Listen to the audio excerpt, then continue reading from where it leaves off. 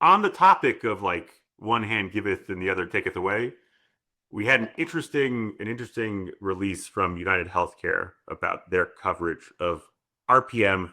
This has nothing to do with CCM or anything like that. This is just remote patient monitoring, physiologic monitoring, and what they're trying to do. Before I even go into the slide, it might be worth thinking through a bit of the context about UHC right now. So they just ended 600,000 patient beneficiaries from their Medicare Advantage plans. They are having trouble in tons of counties. They are cutting costs in quite a few different ways. This is not the only controversial new policy that came out during the shutdown, which makes you wonder if, given the timing of everyone else's policies, had something to do with it, but that they put out during the shutdown. So contextually, UHC is cutting costs. I think it's a safe thing to say. They are out there trying to cut costs. They are looking for programs that aren't working. They are trying to, maybe it's not a sinking ship, but it's a listing ship, and they're working diligently to find ways to make more money. Which, of course, profit-seeking entity. That's the system that we live in, right? So with that in mind, and also sort of the no love lost that I think folks have for UHC in general right now, we can talk through their changes to remote patient monitoring. Beginning January 1st, 2026, ironically, the same day that Medicare is launching the giant expansion, UHC has decided that it's going to restrict RPM coverage across all their plans. That's both their commercial plans, the few Medicaid plans they have, but then also their Medicare Advantage plans. Now, that's an important distinction. UHC in the private market can go out and say, I'm not going to cover this. And there are some restrictions under the ACA as to what they have to cover. But generally, they can just decide not to cover it for their PPO patients anymore. Medicare is different. And on the next slide, I'll talk through that. There's a very big question of whether or not this is kosher when it comes to their MA plans. And I think UHC also kind of knows that, because the way they released this originally didn't have any differentiation between their plans, and then it did, and then they changed it again, and they've updated this policy like 3 times since they released it like a month and some change ago. So a little bit of uncertainty here. What does this say? It says we are not going to cover any RPM for almost any chronic condition except for 2: heart failure, hypertension disorders of pregnancy. When we say hypertensive disorders of pregnancy, we're really talking about preeclampsia and eclampsia, sort of monitoring and mitigation, right, during pregnancy. That means that they're not going to cover for hypertension, diabetes, COPD, Parkinson's, all these other ones, right, which have different, again, because Medicare put these codes out and AMA put these codes out broadly, all have different levels of evidence of being meaningful, and on purpose, again, right, to do this in a way that was open to innovation, right? Because when Medicare was putting out the codes and AMA was putting out the codes, I'm sure in their mind's eye they thought, yeah, hypertension, that's good, but they didn't think, oh wow, maybe levodopa titration for Parkinson's or motion disorders, or bronchiectasis for spirometry, right? The idea was to allow other conditions to try this out and see if there's value. And ironically, I said a lot of this ironic quite a few times. A lot of this is ironic. Ironically, these studies are starting to come back showing value for a lot of these conditions, both chronic, almost all chronic, some acute, but really the value here is for chronic conditions, longer-term chronic conditions. So, why only those 2? Why heart failure and pregnancy? One is because if they said nothing is covered, then Medicare really is going to come after them, because that's super, super, super not okay. But really, the real reason is, and this is a bit of me making assumptions, so take it with a bit of a grain of salt, but if you really think about it, they kept the 2 that have the quickest turnaround in ROI. Heart failure, readmissions, quick, 30, 60 days. Pregnancy, boy, are NICU stays for premature babies extremely expensive. And you get that benefit within the time that somebody is part of UHC. They're prioritizing short-term cost of savings over any of the long-term ones, right? So The preventative ones, hypertension. If you are controlled in your hypertension quicker, 3 years from now, you might not have a stroke, or 2 years from now, or whatever that might be, right? I'm not even saying they're on RPM for that whole time. Let's say they just got controlled faster. There are values, but those values, because of the type of chronic conditions these are generally later on. Now, generally, if you are 60 on UHC's commercial plan, the benefits aren't going to be seen by UHC. They're going to be seen by Uncle Sam, right, on Medicare. Same thing with the Medicare Advantage plans. Often when you get really sick, there's a trend of folks switching from the MA plans, Part C, back to Part B, traditional Medicare. So part of this really is, it's hard to argue, given all of the conditions they chose, but two, sort of the rationale and the thing, this is not a very, very clearly financial decision on their part, right? The preventive care side, don't care about as much as the quick ROI ones that have value. That's not to say that heart failure and pregnancy monitoring doesn't have value. It has a ton of value. One of the reasons it's been so adopted is because of that. It's really easy to see a return on investment very quickly. But now that we're getting more and more studies showing that there's a return on investment slightly less quick on these other ones, it's a little crazy that now is the time for them to cut.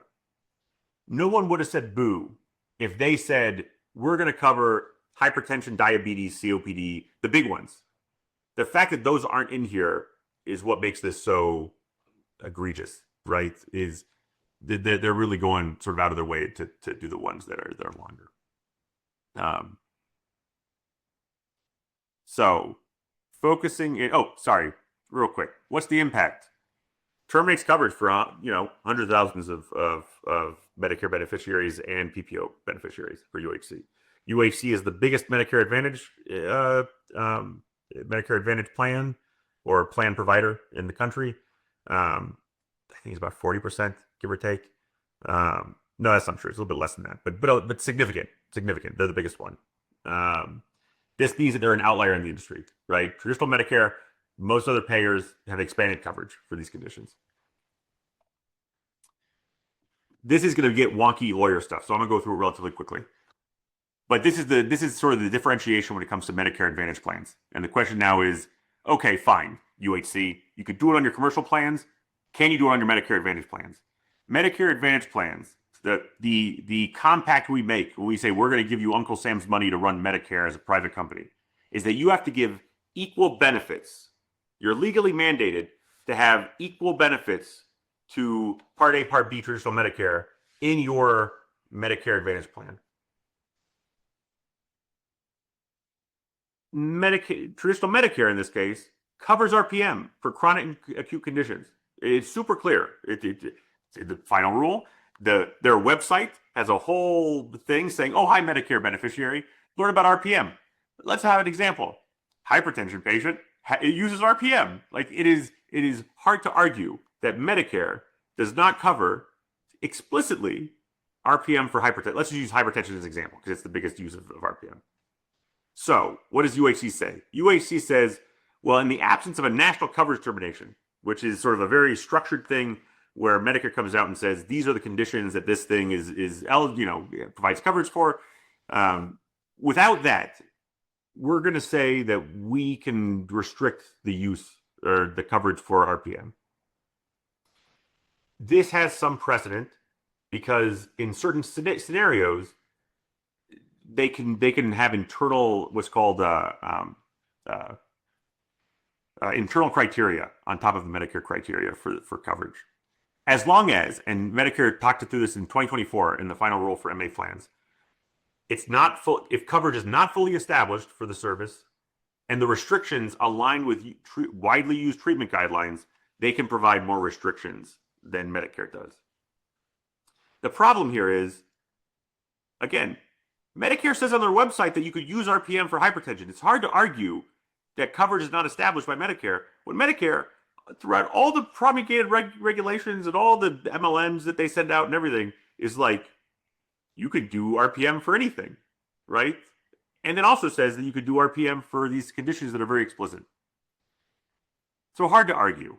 They're just arguing that so if there is a national coverage determination, then it says really clearly you cannot not cover this. They're trying to do the reverse of that and saying no NCD means we can do whatever we want versus NCD means that we can't do it, anything against the NCD. So it's going to be attacked on that. Let's say internal criteria still were permissible. They can restrict it. It's still that criteria is also aligned with widely used treatment guidelines. And the treatment guidelines for both from the AMA and the ADA, American Diabetes Association, talk clearly about home monitoring, telemonitoring, and consultation over remotely with them.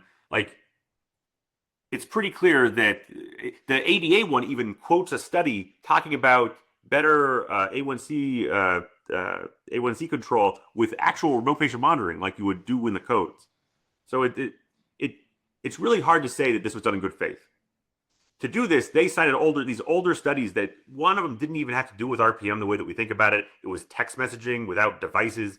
None of them were what you expect in an RPM program with the codes. Not a single one of those studies had an RPM program that would be reimbursed under the coverage criteria that they're lowering coverage for. So kind of, again, if they had just said you could still do it for hypertension, diabetes, and then maybe there'd be this argument. It's really hard to argue that this is okay on the Medicare Advantage side. So why'd they make this change? I kind of buried the lead on all these things. I'll go through them really quickly because I kind of talked through them anyway in my monologue there. But so why'd they make the change? Money. There is some argument that in the periphery, there's some areas of RPM with some conditions and some sort of modalities that, maybe we should be restricting or at least looking into. But generally, they're cherry picking studies that don't have anything to do with RPM, or one of them even supported RPM and they just sort of cherry picked quotes from it. Like, I could have picked better studies showing RPM didn't work just as being in the industry. Like the ones they picked were like, yeah, a little ludicrous. And then the other thing is, I don't think it's an accident that UHC is doing this the same time that Medicare is expanding it while they're trying to cut costs. They see that usage is going to go up. They don't want to pay for that usage, especially when for conditions that the benefit's going to be to society, the patient, and possibly a different insurer, and they're pushing against it. This is going to there's going to be legal challenges here, both from CMS. So CMS has I should have wrote this down. MOEG. They have basically a Part C, Part D compliance organization, which was not around during the shutdown when this thing first came out. That basically looks at these sort of changes in structure and coverage decisions on MA plans and basically polices them. So we've not seen a move from them yet. That said, they just got back to their desks, right? And saw this. So there's that. I don't expect the other MA insurers to follow suit for now until that all clears. There's also might be some other, legal action against this and things like that. So we'll see. There's also the policy and sort of lobbying apparatus is geared up to the point where I know for a fact that there's already been a few discussions with higher ups at CMS about this change on the UHC side. And they're already not super happy with UHC about some of the pre-authorization prior auth requirements they're putting in place and some of the other policies. So there's people looking at this for sure. How can we support UHC patients? So one thing that we're doing internally is we're going to every single one of our customers and we're pulling all their UHC patients. We're going to each one of them and saying, hey, just so you know, here's your UHC patients. So at least having that data is important. Depending on your geography, that could be a lot of patients or it could be almost no patients. For us, it ended up being about 3.5%, 4% of patients in more widely throughout. But if you're in like Florida, where they have a huge amount of market share, might be more, right? If you're in sort of the Midwest where they don't, or some counties UHC does not offer plans for at all, you'll have less. Something worth looking into though, right? Part of that is that right now it's open enrollment. And it's going to be open enrollment until December 7th. And then there's another MA open enrollment after that in the beginning of the year. If patients really have they see value in this sort of care, they can also jump ship, go to a different plan. Also, if they're one of the over 500,000 patients who are losing their plan, they'll be moving over to a different plan anyway because UHC is kicking off a bunch of people from MA and leaving a bunch of counties. If the patient's upset or wants to talk about, so if they're a PPO patient, not much you could do. But if they're a Medicare Advantage patient, they can always call Medicare and say, hey, there's new restrictions on this. Why? Finally, submitting claims anyway, you can. So I always, it's one of those things where it would be beneficial for industry and for pushing and things like that. But at the same time, I can't go ask our customers to like do a bunch of work when they may not get paid, right?